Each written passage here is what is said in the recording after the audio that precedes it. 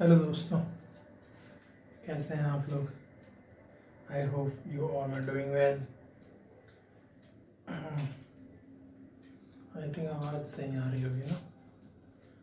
One second one second. Everything is all right. ठीक है, तो चलिए शुरू करते हैं आज हम लोग। तो आज तो बस वही रिवीजन वाला, डेली रैंडमली कुछ कुछ चलेगा। ठीक है, तो अभी जो मेरे को दिख रहा है सामने में, ग्लोबल लैंड यूज पैटर्न के बारे में। कि ग्लोबली वी नो दैट कि 71% ओशियन है, 29% लैंड है। ठीक है, बोलते हैं ना हम लोग 71% ओशियन है एंड 29% लैंड है। ठीक है, ठीक तो है, लेकिन मार्कर ठीक नहीं है। चलिए सही है। तो अब इसमें क्या है कि कुछ बातें that we should be aware of, ध्यान रखिएगा। द फर्स्ट थिंग इज कि जो अभी लैंड है 29%, इस 29% का अप्रोक्सीमेटली 71% वो आपको हैबिटेबल लैंड है। ठीक है, तो और इसका 10% आपको ग्लेशियर से। कितने और बच गए? 81 और 19% जो है वो बैरन लैंड है।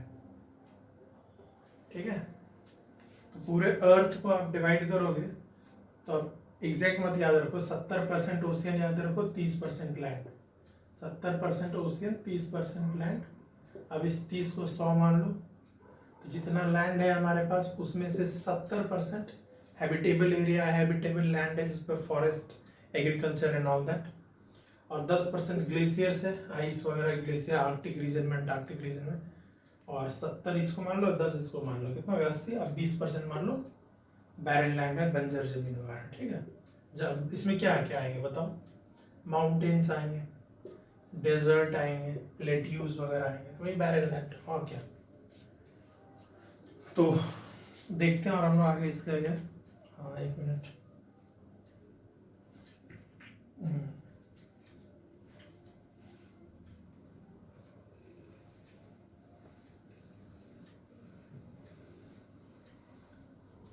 तो इसके आगे ये है कि जो अब 70% आपका हैबिटेबल लैंड था ना, उसको 100 मान लो।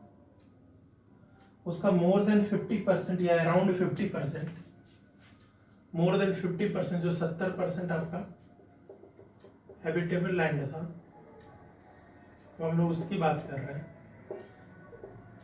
इसका मोर देन 50% या 50% के आसपास एग्रीकल्चरल लैंड है।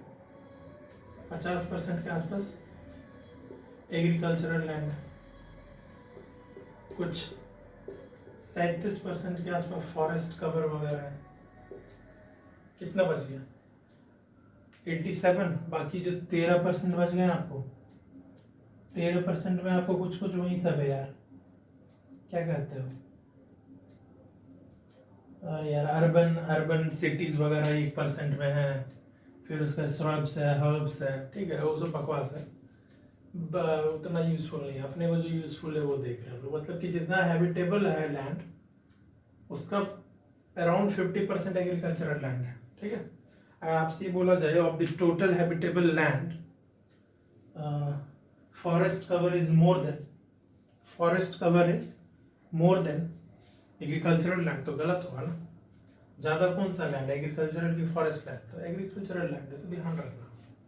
यही सब मतलब कि आजकल ऐसे भी फैक्चुअल क्वेश्चंस आ रहे हैं ना, इसीलिए थोड़ा सा देखना पड़ेगा। अब ये जो है ग्लोबल लैंड यूज पैटर्न के बारे में बात कर रहे हैं हम लोग। अब उस 50% में से उस 50% एग्रीकल्चरल लैंड को तुम फिर से 100 मान लो, फिर से इसको 100 मान लो, ठीक है, और इसका 100 मान लो, इसका लगभग 75% मान लो कि 75% जो है ना वो लाइव स्टॉक, डेयरी, मीट, इन सब चीजों में था ना, एग्रीकल्चर एंड अलाइड सेक्टर्स, तो लाइव स्टॉक, डेयरी, मीट, इन सब के प्रोडक्शन का इतना लैंड इसी में यूज हो जाता है। बाकी का आपको अराउंड 25% जो ग्रेन क्रॉप्स वगैरह जो है, क्रॉप्स, क्रॉपिंग एग्रीकल्चर जो है वो है। पूछा जाए कि एग्रीकल्चरल लैंड है, तो एग्रीकल्चरल लैंड में ज्यादातर लैंड किसके अंदर है, लाइव स्टॉक के अंदर है या फिर क्रॉपिंग के अंदर है, तो लाइव स्टॉक के अंदर है। लाइव स्टॉक देखने से लगता है अच्छा हाँ वीट, पैडी, ये सब में ज्यादा होगा लैंड, लेकिन नहीं, लाइव स्टॉक के अंदर ज्यादा लैंड है। तो out of the total agricultural land which is more area under live stock, dairy, ये सब के अंदर, ठीक है। अरे यार बार बार कहाँ चले जाता है यार। हाँ ठीक है, तो इस बातें का ध्यान, कुछ चीजें हैं that we should be aware of. और थोड़ा सा ऑर्गेनिक एग्रीकल्चर के बारे में अगर जानोगे, ऑर्गेनिक एग्रीकल्चर, तो मध्य प्रदेश में आपको सबसे maximum land under organic agriculture. अगर ऑर्गेनिक एग्रीकल्चर के अंदर मैक्सिमम लैंड, सबसे ज्यादा जमीनें कहाँ पर है, मध्य प्रदेश में। और सबसे ज्यादा ऑर्गेनिक एग्रीकल्चर, ऑर्गेनिक प्रोडक्ट्स का प्रोडक्शन कहाँ पर होता है, तो महाराष्ट्र में। यहाँ पर सबसे ज्यादा ऑर्गेनिक एग्रीकल्चरल प्रोडक्ट्स का प्रोडक्शन होता है, ठीक है, महाराष्ट्र में। तो महाराष्ट्र में प्रोडक्शन सबसे ज्यादा होता है, largest producer, and maximum land covered under organic agriculture is Madhya Pradesh, ठीक है। तो ये दो बातें याद रखना, एमपी और किसके बारे में, बता इसके बारे में, ठीक है।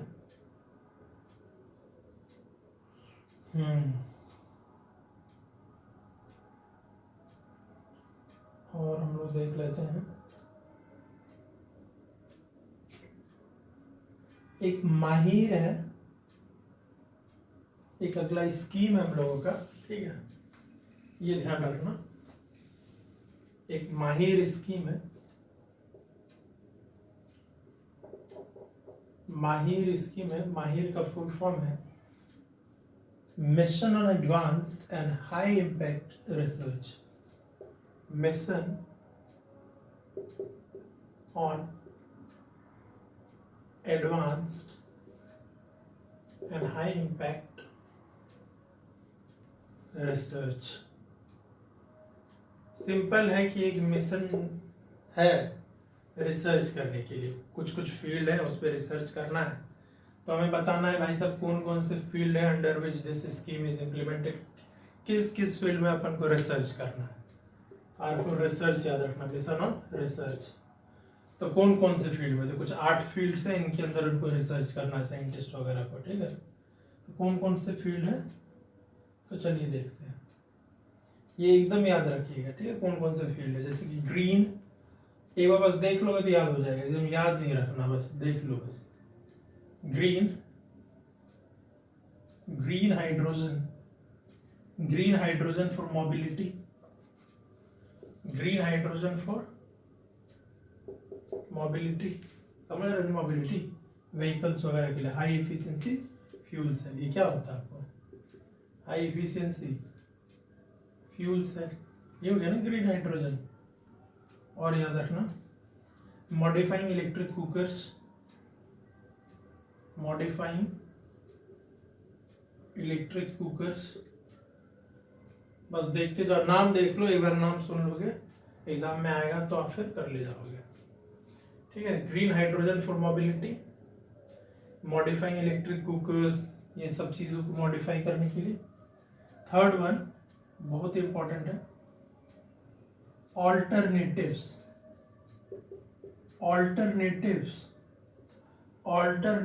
To lithium ion, alternatives to lithium ion storage batteries. Storage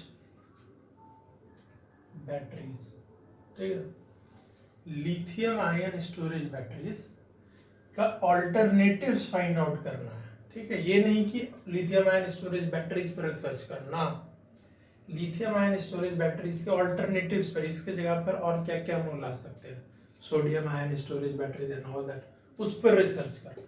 अगर केवल एग्जाम में इतना लिख कर आ जाए कि लिथियम आयन स्टोरेज बैटरीज पर रिसर्च करना माहिर के अंदर, तो गलत हो जाएगा। माहिर के अंदर इस पे रिसर्च करना है तो गलत हो जाएगा, इसके ऑल्टरनेटिव्स पर करना, ध्यान रखना, एकदम ध्यान रखना, ठीक है। ये 3 हो गया,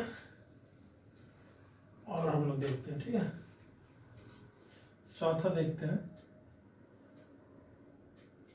चौथा है indigenous CRGO technology, indigenous CRGO technology, ठीक है। उसके बाद है nano technology for EV, electric vehicles वगैरह के लिए, ईवी बैटरी के लिए, इलेक्ट्रिक व्हीकल बैटरीज के लिए नैनो टेक्नोलॉजी, ठीक है। सॉलिड स्टेट रेफ्रिजरेशन दिख रहा है ना आप लोगों को, सॉलिड स्टेट रेफ्रिजरेशन देख रहे हो, सॉलिड रेफ्रिजरेशन भी आया, इलेक्ट्रिक कुकर्स भी आया, तो ध्यान रखना, ऐसा नहीं लगे एग्जाम में अरे यार ये क्या, ये इलेक्ट्रिक कुकर्स लिख दिया, क्या ये रेफ्रिजरेशन लिख दिया, इन सब पे थोड़ी रिसर्च करना होगा। जी हाँ, करना है इन पर भी research. Modifying electric cooker, solid state पढ़े हो तो टिक लगाना होगा, वहां पर कोई लॉजिक नहीं लगेगा। जियोथर्मल करना है रिसर्च, तो करना है जियोथर्मल एनर्जी पर। And the last one is carbon capture,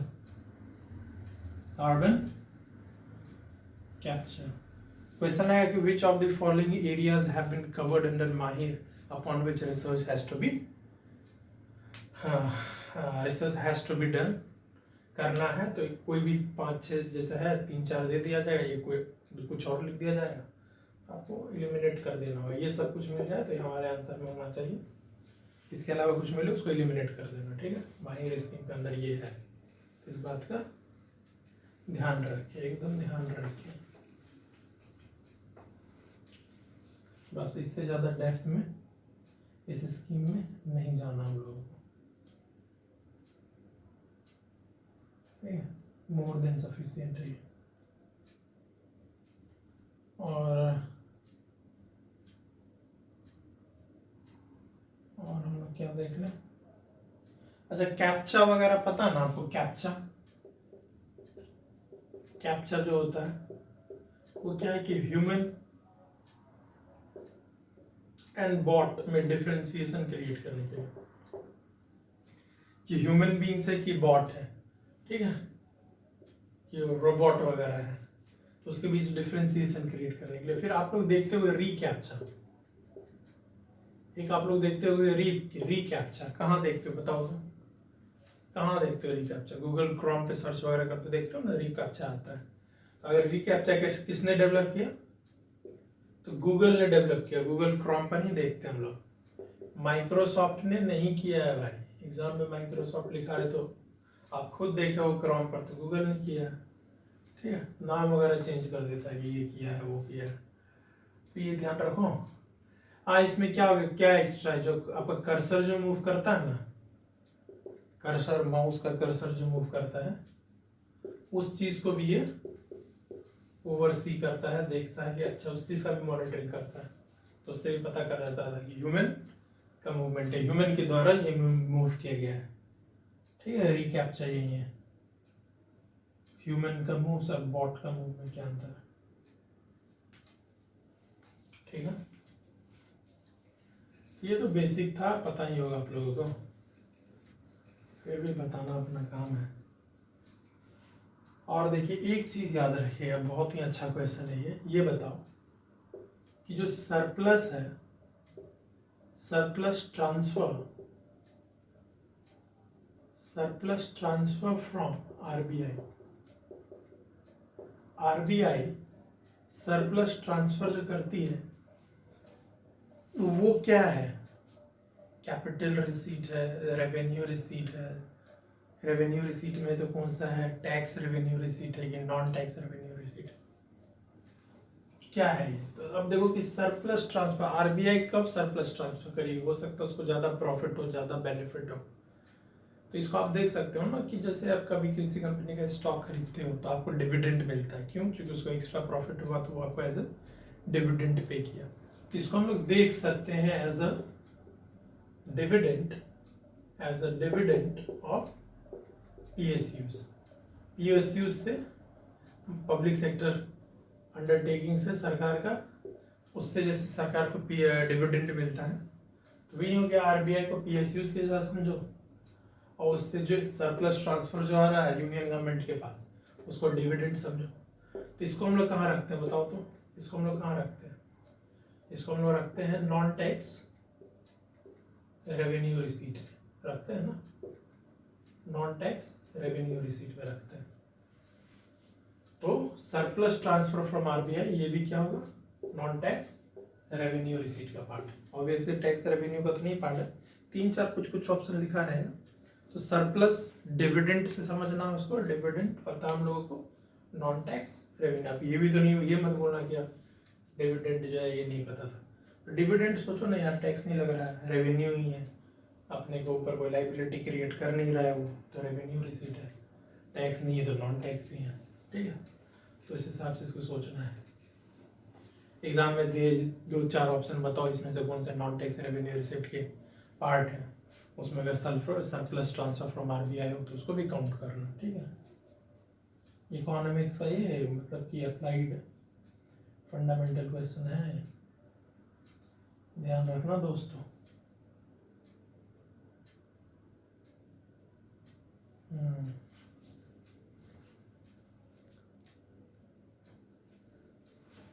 चलिए 1-2 बातें और बता देते हैं।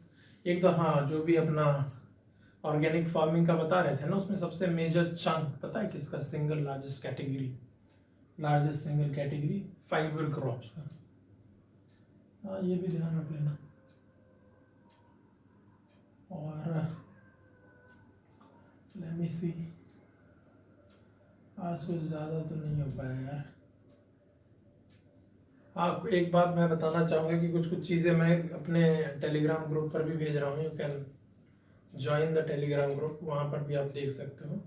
एट द सेम टाइम जब मैं पढ़ता हूँ and what ever I find interesting, what ever I find useful, तो मैं उसको उसी से मैं वहाँ बता देता हूँ। जैसे क्या था कि एक मासीर है, हम्प बैक्ड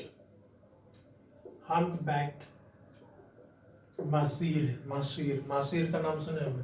तो एक तरीके का मछली है, fish, Masir, hump backed Masir. ये आपको ज़्यादातर साउथ इंडिया में देखने को मिलेगा, कावेरी रिवर में। कहाँ पर? कावेरी रिवर में। क्रिटिकली इंडेंजर्ड है, क्रिटिकली इंडेंजर्ड है ये, कावेरी रिवर में मिलेगा, क्रिटिकली इंडेंजर्ड है, फिश है। इतना याद रखना मासीर के बारे में। कावेरी रिवर, बोले कि गंगा ब्रह्मपुत्र रिवर में है तो गलत है, गंगा ब्रह्मपुत्र रिवर नहीं, साउथ इंडिया में मासीर कावेरी रिवर में क्रिटिकली इंडेंजर्ड, ठीक है। ये सारी कुछ बातें हैं, दैट ध्यान रखो। और मैं देख लेता हूँ कि कुछ काम के और अगर बातें हों तो एक ही बार में हो जाए। हाँ इसमें एक चीज़ ये था, Kaveri endemic to Kaveri river. Endemic कहाँ पाया जाता है? Native to Kaveri river. और ये आपको ओमनीवोरस है, अगर आपको बोले क्या ये आपका हार्बीवोरस है, तो नहीं, केवल एक ही हार्बीवोरस है, एक ही केवल हार्बीवोरस फिश है, उसका नाम याद रख लो, ग्रास क्रैप।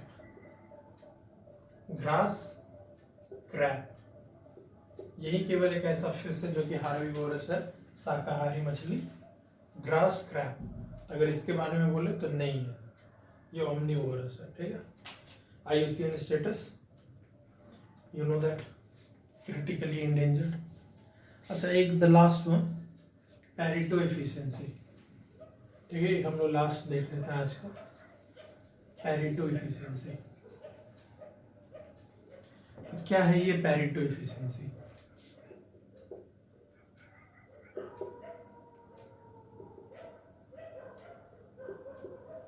पैरेटो एफिशिएंसी कहने का मतलब है कि no individuals can be better off without making someone else worse off. ठीक है, कहने का मतलब है कि किसी भी एक इंडिविजुअल को आप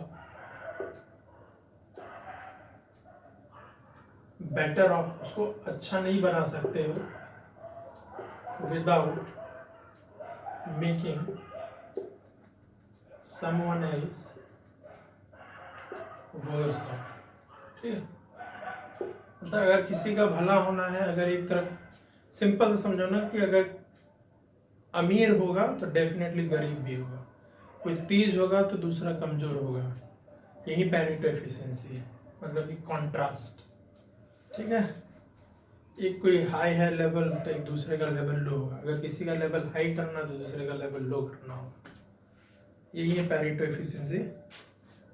ये एक इकोनॉमिक स्टेट है जहाँ पर कोई भी इंडिविजुअल को बेटर ऑफ नहीं किया जा सकता है जब तक कि किसी और को वर्स ऑफ ना करना पाए।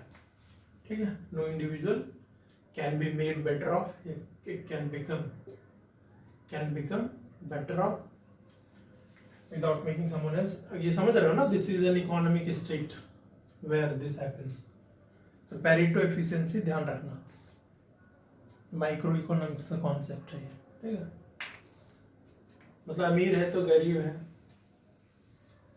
ठीक है, यही वाली बात है।